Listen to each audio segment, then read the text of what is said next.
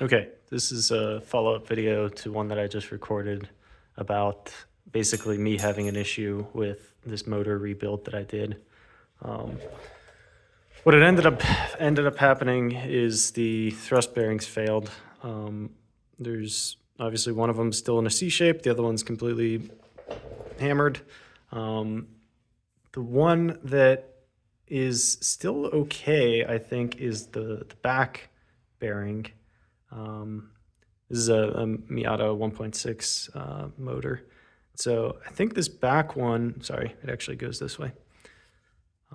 This is the surface with like the text on it. But I think it was back here, and all of the wear happened on that thrust bearing.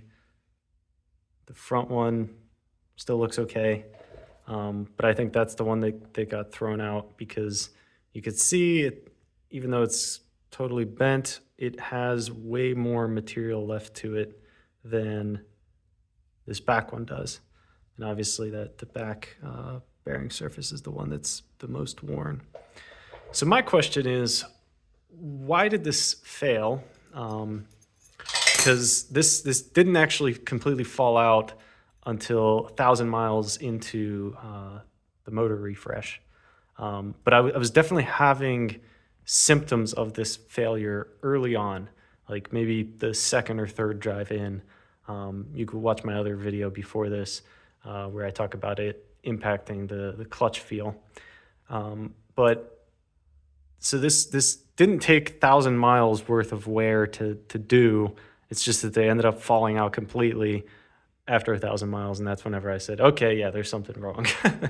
Well, what could have all this wear come from? And I've kind of got one theory. It's that this crankshaft was not in the best shape. I pulled it out of a junkyard motor, not this motor. I just took the crankshaft from the junkyard motor, and it had a lot of rust on it. I had rust on some of the journals, just rust elsewhere on the crank.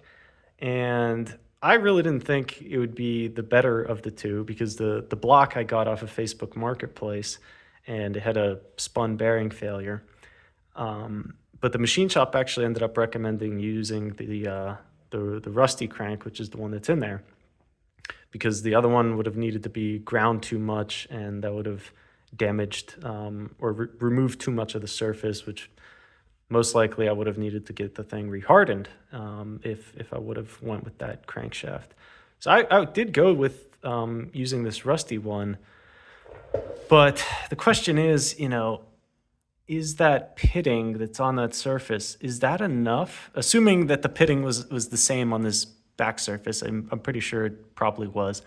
Is that enough to cause wear on the thrust bearings? Or is it because I did not check end play? I know, probably should have.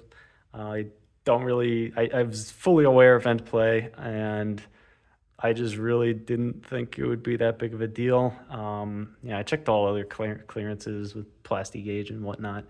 But end play, I was just like, I really didn't think it could lead to these kinds of problems.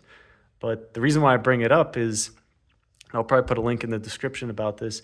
On the 99 motors, Mazda actually had an issue with the thrust bearings falling out and failing like this.